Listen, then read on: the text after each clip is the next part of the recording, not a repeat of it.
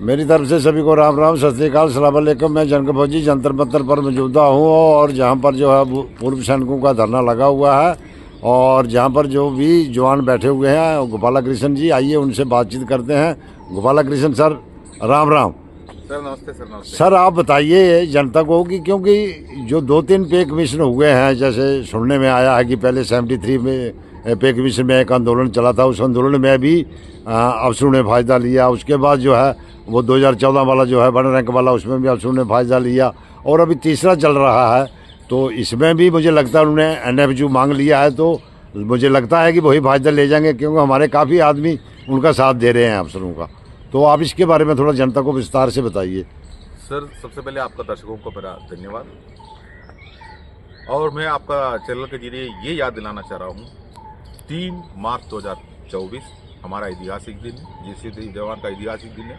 चलो दिल्ली जंतर मंतर, ये आप जानते हैं। दूसरी बात है आपका जो सवाल का जवाब, बिल्कुल आपने सही कहा है।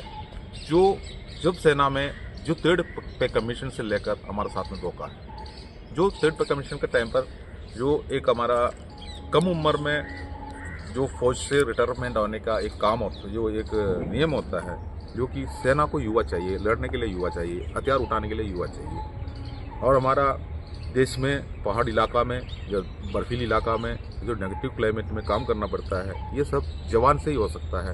बूढ़ा लोगों से, जो पुलिस में वगैरह होता है, पैरामिलिट्री फोर्स में जो होता है 60 साल तक जो नौकरी करने वाला, एज बढ़ते जाएंगे तो हेल्थ भी वीक हो जाता है। तो ऐसे में हमें एक यंग फोर्स मेंटेन का पीछे जो हमें जो रिटायरमेंट होना पड़ता है 90% चले जाता है, बाकी 10% बाकी रहता है। वो भी आगे 10 साल तक जाके वो भी 48 और 50 में वो भी निकल के सेना से बाहर हो जाता है। ये हमारा लाइफ है। तो इसी के लिए यूरोपियन देशों की सेना का तुलना में, यूरोपियन देशों का सेना का तुलना में क्यों बोल रहे हो करके पूछने से आपको पता होना चाहिए, हमारा देश कंबोडिया, सोमालिया, श्रीलंका विदेशों में भी नौकरी किया है, कर रहा है, अभी भी हमारा कुछ ना कुछ रैप वहाँ पर काम पर लगे। तो यूएनए के रूल्स एंड यूरोपियन राज्यों का पे का तुलना जरूर हमको भी लागू है।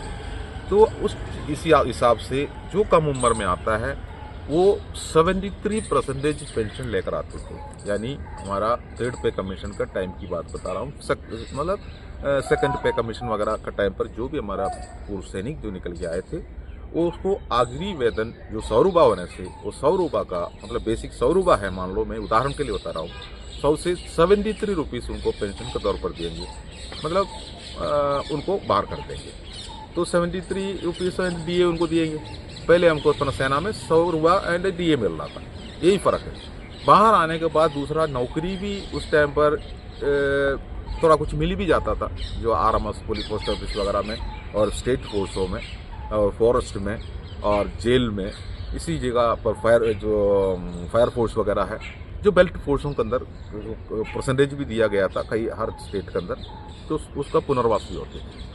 तो इसी जैसा हमारा सेना का जो रूलिंग चल रहा था उस टाइम पर, जो 60 साल की उम्र में नौकरी करके निकलने वाला जो स्टेट फोर्स का हो या आर्मी का बड़ा बड़ा अफसर हो या डिफेंस सिविलियन हो, केंद्र गवर्नमेंट का या स्टेट गवर्नमेंट का कोई भी हो, वो 58 का उम्र से या 56 की उम्र से रिटायरमेंट शुरू हो जाता है। तो उनको दिया जाता है 23% पेंशन। यानी मैं वही उदाहरण बता रहा हूँ, 100 रुपये आखिरी पेमेंट लिया हुआ आदमी अगर मान लो 100 रुपये का बेसिक ले रहा था, उनका 23 रुपीज़ उनको पेंशन के तौर पर देंगे, क्योंकि वो नौकरी भी ज़्यादा की है, उनका सर्विस भी ज़्यादा है, उस सर्विस ज़्यादा के हिसाब से उनका ग्रेजुटी भी ज़्यादा मिलता है उसको, और कंप्यूटेशन टेबल हो कुछ भी हो, हर जगह पर उनको फ़ायदा है, तो वो बाहर आ जाता है। फिर उनको दूसरा कोई नौकरी का कोई पुनर्वास की ज़रूरत नहीं पड़ता है, जो कि उनको उम्र हो ही गया, ये है। तो ऐसे में उनको 23% देता था। लेकिन आप सबने सुना होगा 71 का जो लड़ाई जो होने के बाद देश का आर्थिक सुविधा, आर्थिक स्थिति कमज़ोर हो चुका है। उस टाइम पर हमारा माननीय इंदिरा गांधी जी ने जो सेना से रिक्वेस्ट किया है, थोड़ा से पे एंड टेबल के ऊपर आप लोगों का थोड़ा केजी चलाना पड़ेगा, लेकिन आने वाला टाइम पर आप लोगों को 1 रैंक 1 पेंशन। नहीं सोनी सर, आपको ये नहीं लगता जो सब बोलते हैं कि देश की जो आर्थिक स्थिति थी वो ठीक नहीं थी, मतलब हर आदमी यही बोलता है, लेकिन मेरा कहने का मतलब आर्थिक स्थिति कहाँ से खराब थी जब 73 वाले को 50 पे ले और जो 33 थे, जहाँ 30 थे, इनको उठा करके 50 पे ले गए। वो तो सिर्फ एक बेवकूफ बनाने वाली बात थी। बिल्कुल बिल्कुल। तो उसमें टाइम पर भी ये क्या कर दिया, जो आर्थिक स्थिति कमजोर होकर के सरकार ने बोल दिया, चर्चा चला, चर्चा में कौन बैठता है? हमारे जेसीओ जवान जो 73% लेने वाला उसको तो नहीं बिठाता ना, वो तो बेड बैकरी उनके पीछे है। अब हमारा अफसर उधर सामने खड़ा होकर क्या बोलेंगे? नहीं, हमारा जवान को फिर आपने जो ठीक है करना तो आप लोग करो, कोई दिक्कत नहीं है, अभी आप ऐसे कर रहे हैं तो हमको तुरंत वो आरोपी देना, ठीक है हम देंगे। देना तो है नहीं है ना, दिया तो है नहीं है। तो हमको हमारे पीछे जो खड़े हैं जो जवान जेसीओ, वो उस टाइम पर हमारा अफसर को जनरल की यही बोल देंगे, अरे हमारा साहब ने हमारा से कुछ कटौती किया तो पता नहीं, और उससे बड़ा कोई चीज मांग लिया। अरे यार वो क्या है उसको फुल फॉर्म ही नहीं पता था, क्योंकि हम लोग अनपढ़ थे उस टाइम। अनपढ़ता थी, अनपढ़ता तो थी। 5 क्लास 2 क्लास पढ़ के जाते थे, फौज के अंदर जाके ABCD सिखाते थे, A सिखाते थे। तो ये उसी ड्रामा था। उसी के अंदर ऑर्डिनरी कैप्टन जो कमिश्नर ऑफिसर तक रिकमेंड होके आते थे हमारा ही रैंक से, तो वो भ्रमित हो जाता, हमारा साहब ने हमको ये दिया था, वो दिया था, वही साहब ये कर रहा है। बहुत बड़ा ड्रामा जो आपने सिनेमा में देखा ना, हिंदी सिनेमा में आपने देखा ना, सन्नी देओल के पास एक्टिंग देखो, दे दो आप फौज का, कितना बड़ा एक्टिंग करेंगे, उस जैसा एक्टिंग करता था। लेकिन अभी देखो 23% जो पेंशन लेने वाला जो अफसर कैटेगरी हो, या केंद्र सरकार का बाकी कर्मचारी हो, या डिफेंस सिविलियन हो, उनको उन्होंने 23 को निकाल के 50 कर दिया, 17% बढ़ोतरी कर दी। आर्थिक स्थिति कम थे, यहाँ पर ये बातचीत चल रहा है, वो आर्थिक स्थिति कम कर रहा है, ये देखो वही मैंने इसलिए आपको पूछा, तो उसका 50 कर दिया, वहां से 23% कम करके हमारा 50 कर दिया। तो टोटली क्या कर दिया, जो केंद्र गवर्नमेंट का जो सर्विस करके जो भी आता है उनका सभी का पेंशन का जो फॉर्मूला उन्होंने 50% रख दिया, हम भी उसमें आ गए। अब हम लोग ने उसी की इंतजार कर रहा है, जो उन्होंने कुछ एक चीज बताया था ना, वो आरोपी, पता नहीं क्या उसको फुल फॉर्म उस टाइम पर किसी को पता नहीं। बस अब जो वो आरोपी के इंतजार करके चला, अब वो आरोपी का जो धरना प्रदर्शन भी चला, लेकिन धरना प्रदर्शन कराने वाला कौन है? यही अफसर बुला के ले जाएगा, तो भीड़ इकट्ठा करता है, और चुनाव का टाइम आता है, भीड़ जिंदाबाद जिंदाबाद, वो आरोपी ये सरकार से कराएंगे, उस सरकार से करेंगे। अब वहां बंद कमरा में जाके बोलता है हमारे टिकट दे देना, हमारा गवर्नर का पद फ्री कर देना, हमारा पलाना है। और रक्षा सेक्रेटरी का जो आर्मी हेडक्वार्टर के अंदर बहुत पद होता है, सेक्रेटरी जो का उसको वैज्ञानिक बोलता है, उसका पद, और उसके बाद जो मिनिस्ट्री जो अपना टिकट ले लो, मंत्री बनने वाला बात हो, इसी जगह पर जो बात है देखो कोई नहीं है, वो तो हम लोग ने संभाल लेंगे, वो तो उनका जिंदा वोट। अब वो क्या करता है, अरे इस सरकार को वोट दे देना, दे देंगे, ठीक है। यही जैसा करके आया, हमारे लिए उन्होंने कोई बात किसी जगह पर किया नहीं है, इसलिए नहीं किया है, उनको पता है इनका वो आरोपी दे दिया है, तो हमें क्या फायदा, उनको तो जो मिल रहा है, तो उसी के ऊपर NFU कैसे लेना है वो ये देख रहा है, उसके ऊपर NFU क्या है। और ये आरोपी हमारे लिए लागू नहीं है। उस टाइम पर एक कोश्यारी कमेटी बना हुआ है, पार्लियामेंट में वो पास हो चुका है, उसके अंदर लिखा हुआ है सिपाही से लेकर सूबेदार मेजर तक जो रैंक होता है उन्हीं के लिए वो आरोपी लागू है, और बाकी किसी डिपार्टमेंट को किसी रैंकों को ये लागू नहीं है। इसलिए सिपाही से सूबेदार मेजर नाम ही उसके अंदर आ गया, तो वो एक्सरसाइज अपना आर्मी नेवी एयरफोर्स तीनों का सेम लेकर आ गया। इसलिए सरकार का साथ में वो बैठ के सोचता है उसके अंदर हमारा भी नाम आ जाए। तो उनका नाम कैसे आएंगे, तो आपको पता है 2014 2004 जो हमारा सरकार ने कॉन्ट्रीब्यूटरी पेंशन लेकर आया था केंद्र गवर्नमेंट ने, सभी को पता है NPS और OPS का जो लड़ाई अभी चल ही रहा है।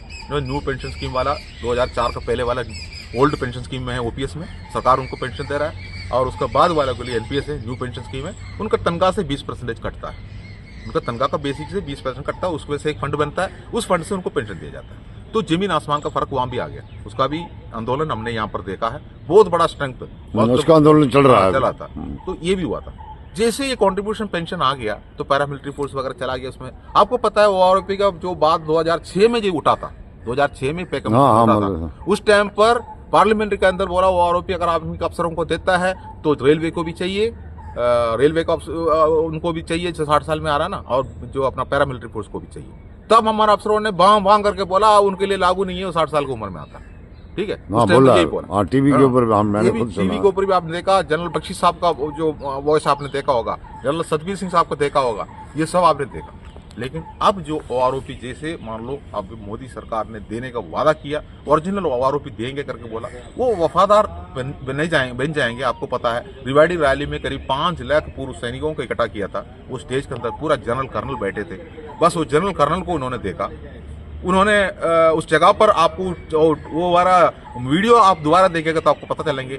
जो मोदी साहब उस टाइम पर उम्मीदवार थे, गुजरात में चीफ मिनिस्टर थे, तो उन्होंने उसी स्टेज में खड़ा होकर एक एक कोना में ऐसे ऐसे मैं आपको ओरिजिनल दे देंगे, हम आपको ओरिजिनल दे देंगे, मतलब पूर्व सैनिकों का हाथ जोड़ा। हम लोग भी चिल्लाते रहा, लेकिन उनको अच्छी तरह पता है इन्होंने बंद कमरा में समझौता किया है, वो आरोपी हमको भी चाहिए, इनको भी चाहिए, हम देंगे करके उन्होंने बोला। लेकिन इधर आके जो जीतने के बाद आके देखा, तभी तो हमारा मोदी साहब ने एक वीडियो में बोल रहा है हम एक एक तार खोल के देखा, वो आरोपी इतना आसान नहीं है, क्योंकि ये मांग रखा है ना 500 करोड़ रुपए जो पिछले सरकार ने ऐलान करके गया। अब 500 करोड़ कहाँ है, 8000 करोड़ कहाँ है? लेकिन जो मोदी साहब भी सही बोल रहा है, लेकिन वादा तो किया है, गद्दी में बैठा हुआ है, अब क्या करूं, वो भी तो खींच रहा है ना उसका, तो उनको भी देने वाला बात आ गया। लेकिन उसको दिलाने वाला ये काम है, उसका टैका ले लिया था हमारा जनरल सतबीर सिंह साहब ने। फिर जेसीओ जवान को बेवकूफ बना के जंतर मंतर पर लेकर आया 2015 में, आपने देखा, और 12-13 करोड़ रुपए उनके पास उसमें चंदा भी आ गया। अफसरों ने दिया इतना चंदा, इसलिए दिया था, अफसरों को उन्होंने बताया आपके एनएफपी हम दिलाएंगे, आपको आरोपी हम दिलाएंगे। तो पैसे देने में अफसरों को क्या प्रॉब्लम है?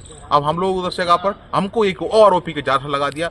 जैसे भी अगर मान लो गार्डन में खड़ा हो या रोड में खड़ा हो जाए या मीडिया के सामने खड़ा हो जाओ, जनरल सतबीर सिंह साहब बोलेंगे हमारा सिपाही को ये मिल रहा, हमारा सिपाही को ये मिल रहा, हमारा सिपाही को फैमिली को इतना मिलता है। अब उनका पीछे पड़ जाता है, अब हमने भारत माता की जय बोलता है, लेकिन उनसे मेमोरेंडम का कॉपी मांगता है, वो मेमोरेंडम कॉपी नहीं दे रहा।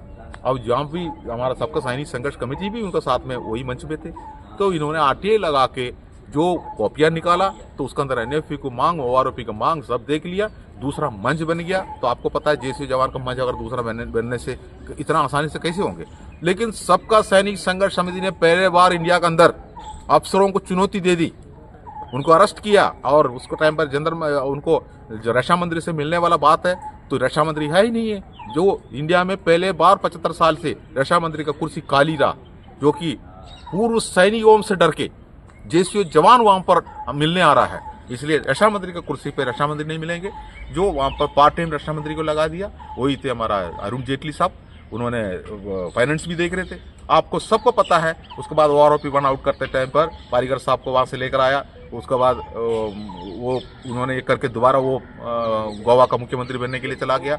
इनके साथ में मुलाकात हमारा जेसीओ जवान सबका सैनिक संघर्ष कमेटी का ही जेसीओ जवान पहले बार, इतना देशीय संगठन होते हुए भी देखो, रक्षा मंत्री से प्रधानमंत्री से किसी ग्राउंड में, किसी ऑडिटोरियम में, किसी होटल में मिलना कोई मायने नहीं रखता है, उनके साथ में खड़ा होकर फोटो लेना। उनका दफ्तर के अंदर वो जो बैठा हुआ, वो कुर्सी में जिस जगह पर जो हमारा रक्षा मंत्री बैठा है, उस जगह पर रक्षा मंत्री के साथ में, सेक्रेटरियों के साथ में, उन्होंने चीफ ऑफ आर्मी के साथ में, जो 2 सेना प्रमुख उनके साथ में हमेशा रहेंगे, वो वहां पर रहता है। वहां पर हमने जाके हमारा जेसीओ जवान निवेदन देता है, उसमें एक मजबूती होता है। बाकी उनको ऑफिस में जाके मोहर लगा के लेकर आने वाला बात नहीं है। जो हम सीधा मिलके हम अपना निवेदन देना चाह रहे हैं, उसी का मौका नहीं मिल रहा था। तो हमारा सबका सैनिक संघर्ष कमेटी ने दिल्ली में वाटर टैंक के ऊपर चढ़ा, जो आपने देखा है बुजुर्ग है अपना प्रगट साहब वगैरह, और विकलांग है हमारे जनरल सेक्रेटरी जो हरपाल सिंह, ये ऊपर चढ़ के सरकार को मैसेज दे दिया हमें रक्षा मंत्री से मिलना है। दिल्ली पुलिस ने उनको रक्षा मंत्री से मिलने का मौका दिया। तब अरुण जेटली साहब से उन्होंने डायरेक्ट उनका ऑफिस में मुलाकात हुई। उस टाइम पर अरुण जेटली साहब ने बोला चुनाव का टाइम पर हम लोग ऐसे ही बोल देता है वो आरोपी, जो अब जो इसी जैसा बात हुआ। मनोहर पारीकर साहब से भी उन्होंने मिलने के लिए गया तो बोल रहा है अफसरों को कुछ दे रहा है तो आपको क्या हो गया? जो अफसर तो लड़ाई लड़ता है, अफसरों से तो पूरा देश चलता है। तुम लोग लड़ाई का टाइम पर तुम लोग बंदूक लेके तुम लोग बाथरूम के अंदर घुस जाते हो, लेकिन अफसर जो देश के लिए लड़ता है तो फिर 3% अफसर से ही पूरा लड़ाई करा हुआ ना, क्योंकि ऐसे हमारा, लेकिन उनको कोई गलती नहीं है। उनका साथ में जो खड़ा था हमारा चीफ ऑफ आर्मी वगैरह, हमारा जो विपिन रावत साहब उस टाइम पर चीफ ऑफ आर्मी थे, इन्होंने जो उनका कान में बोलता वो उन्होंने उसी जैसे बोला। उसको विरोध भी हुआ था, माफी मांगने के लिए बोला, लेकिन उन्होंने फिर बाद में फिर गोवा में ही चला गया। फिर आपको पता है माननीय रक्षा मंत्री का जो कुर्सी पर हमारा निर्मला सीतारामन जी आए थे, उनसे भी हमारा सबका सैनिक संघर्ष कमेटी मुलाकात किया। उसके बाद आपको सबको पता है जो हमारा राजनाथ सिंह आए थे, राजनाथ सिंह जी से भी हमारा मुलाकात, हमारा सबका सैनिक संघर्ष कमेटी का मुलाकात 4-5 बार हो चुका है। टोटल 14 बार सबका सैनिक संघर्ष कमेटी का टीम जो रक्षा मंत्रियों का साथ में मिला किसी देशीय संगठन, किसी भी अफसरों का हेड संगठन को ये मौका कभी नहीं मिला है। लेकिन वहां पर जाके बात करने के बाद हमेशा पता चलता है, हमारा बात दबाता है। उन्होंने बोला आप लोगों ने अपना संज्ञा बल दिखा देना, अपना संज्ञा बल दिखा देना। सबका सैनिक संघर्ष कमेटी जैसे ऐलान करता है, जो लोग आ जाता है, वो आने के बाद आपको पता है नेता बनने वाला कुछ टीम बागरा है, जो किसी अफसरों के चुंगल में बैठा हुआ पार्टी है। किसी अफसरों ने किसी को ऑर्डिनरी कैप्टन बना के भेजा है, किसी को ऑर्डिनरी लेफ्टिनेंट बना के भेजा है, किसी को सूबेदार मेजर बना के भेजा है। ऐसी लोगों को इकट्ठा करके वो अपना संगठन बना के रखा है, उसमें उन्हीं को बिठा दिया। और ये पीछे रक्षा मंत्री का, जो रक्षा अधिकारी का नाम लेके ये चुपके से पीछे बैठा हुआ है। बैनर को कैसे पकड़ना है, बैनर में क्या लिखना है, नारा कैसे लगाना है, किस जगह पर खड़ा होना है, और ये सब निवेदन में क्या लिखना है, ये उधर से वो बोलेंगे। वही जैसे ड्रिल फौज में होते थे वही चलते गया। ऐसे जो जाके जाके हम लोग आज इस पटल में आ गया है। अब उन्होंने NFU मांगी, ORP तो उनको मिल गया। उनको ORP देने के बाद जो हमारे JCO का ORP टेबल में 0 आ गया, तो जो बोल रहा है जो JCO पहले से ज्यादा ले रहा था, क्योंकि बेचारा हमारा अफसर पहले से कम ले रहा था ना, उनको पैसा बहुत कम मिल रहा था, वो बेचारा उनका सबको उन्होंने ORP दे दिया। अब JCO बहुत ज्यादा ले लेके खा के इतना मोटा होके घूम रहा है। मतलब आपका ये कहने का मतलब ये है कि जो अभी सैन्य महासंघ क्या आप बोल रहे थे, वो जो बना है वो अभी NFU दिलाना चाहता है सर। उसका नाम ये है वीरांगना। अच्छा, षड्यंत्र वीरांगना महासंघ नाम है इसका। मुझे तो खैर बोलना ही नहीं आता, मैं इसलिए षड्यंत्र वीरांगना महासंघ है। उसके अंदर बहुत संगठन छुड़ा हुआ है। तो मैं आपको एक बात बताऊं, नहीं मेरा शॉर्टकट अभी वीडियो लंबा हो गया है कि क्या ये उनको भी NFU दिलाना चाहते हैं, ये आपका यही कहने का तो मीनिंग बनाया है? था। अच्छा, जो ऑप्शन नहीं बनाया है, बट फेडरेशन बना, फेक फेडरेशन हो गया। फेडरेशन का जो अपना प्रेसिडेंट थे, पहला प्रेसिडेंट हम लोग अपना सबका सैनिक संघर्ष कमेटी ने बनाया था, जो उसका फाउंडर मेंबर 26 आदमी अपने थे। अविश्वास प्रस्ताव पारित करके उनको बाहर का रास्ता दिखा दिया। तो फेडरेशन जो अब उनका हाथ में नहीं रहा, तो उनको पता चला अभी फेडरेशन का नाम छोड़ दो, अब हमने षड्यंत्र महासंघ बना देंगे। इसलिए षड्यंत्र वीरांगना महासंघ बना दिया। क्योंकि हमारा जो वीरांगनाओं के नाम पर जो हमारा पूर्व सैनिकों के बीच में कोई संगठन सेपरेट नहीं है, वो हमारा साथ में ही रहता है। लेकिन अभी इस वीरांगना का संगठन है ही नहीं है, तो फिर महासंगठन कैसे बनेंगे? इसलिए उसको षड्यंत्र वीरांगना महासंघ के नाम पे वो पुकारा गया है। लेकिन उन्होंने अपना काम किया। आपने देखा 11 तारीख से लेकर 18 तारीख तक एक भी बाहर नहीं निकल रहा है। ऐसे भी उन्होंने करके दिखाया है। कई लोग उसके अंदर जुड़े हैं। मैं आपको बता रहा हूँ, केरला से भी जुड़ा हुआ है। यहाँ पर जो हाथ मिला के गया था ना, जो 6 संगठन केरला से यहाँ पर हाथ मिलाया था, वो 6 संगठन केरला में जाके शिवा बना दिया, confederation of Indian veteran association बनाया। उसके बाद उन्होंने जाके षड्यंत्र वीरांगना महासंघ में समर्थन दिया है। अब केरला से कई लोग हमसे फोन करके पूछ रहा है हमारा कितना संगठन है। मैं केरला वाला को भी बता रहा हूँ, हमारा कोई संगठन इसके अंदर नहीं है। वो संगठन उनको नेशनल लेवल में आगे बढ़ना था, उसी के लिए उन्होंने अपना संगठन बना दिया, आगे जाके उनके साथ में हाथ मिलाया है। और 11 तारीख से 18 तारीख तक जो प्रोग्राम रखा है, आप लोगों को वकूफ बना के, वो जो शिवा का जो सेक्रेटरी जो है वकूफ बनाया, उन्होंने 18 तारीख को उन्होंने एक फैमिली मीट रखे, वो अपना एक ड्रिल पूरा करके दिखाया केरला वालों को, याम वाले को बताया, 18 तारीख के फोटोज भेजा। और नंदन रावत जो है, जो एक्सरीफिशन सोसाइटी, सोशल सोसाइटी, उन्होंने वीडियो निकाल के दिखा रहा है, देखो हम लोग एक हो गया। केरला का पूरा फोटो दिखा रहा था मेरे पास में, केरला का होते हुए नंदन रावत साहब ने वो मेरे पास भेजा। मैं उसके अंदर देखा, नंदन रावत साहब ने अपना जो संगठन के अंदर उनका पास बड़ा अफसर रहता है, उसका पास उनको व्हाट्सएप ग्रुप में रहता है जो उनके अंदर, ये सब होते हुए भी हमारे पास भेजा। लेकिन केरला वाला तो उनको पास देरी से पहुंचता है मैसेज, संगठन का चला कि उनको पता नहीं चलता है। लेकिन ये व्यक्तिगत रूप से जो केरला वाला हमारे पास भी आता है और हमसे बात भी करता है, उनको पूरा सच्चाई पता चलता है। तो इसलिए वो अपना संगठन के ऊपर विश्वास नहीं कर रहा है। तो इसलिए मैं ये कह रहा हूँ, जो 3 मार्च 2023 वो हमारा ऐतिहासिक दिन है। जो छोड़ो जंतर मंतर की तरफ आ जाओ। अगर आपको जो सबका सैनिक संघर्ष कमेटी का बैनर अच्छा नहीं लग रहा है, निकालना है, तो कमेंट्स करके बोलिए, खोल के चले जाएंगे। जो कि हमने कमेंट्स करने के लिए संगठन, तो जो अफसर का जंगल में जो बैठा हुआ है संगठन, तो एकदम कमेंट्स करेंगे। वो कमेंट्स नहीं बोल रहा हूँ, JCO जवान का जो पर्सनली कमेंट्स चाहिए आप उसको भी बताइए, हम उसी हिसाब से करने के लिए तैयार हैं। और याद रखना 3 मार्च 2024। जय हिंद सर। ठीक है, ये थे हमारे साथ गोपालकृष्ण जी। और 3 मार्च नहीं भूलना, क्योंकि उस दिन ही आपका जो है वो फैसला होगा, नहीं तो इसके आगे फिर आप खुद ही देख लेना क्या होगा क्या नहीं होगा। तो ये जो संगठन लगे हुए हैं ये भी थोड़ा ध्यान दें, क्योंकि जवानों की मांग है, काफ़ी देर से जो है वो चली हुई है, तो इसको पूरा कराने के लिए कुछ ना कुछ जो है ये तोड़ फोड़ मत करें। सभी से मेरा यही निवेदन है। इसी के साथ मैं जनक फौजी जंतर मंतर से जय हिंद जय भारत।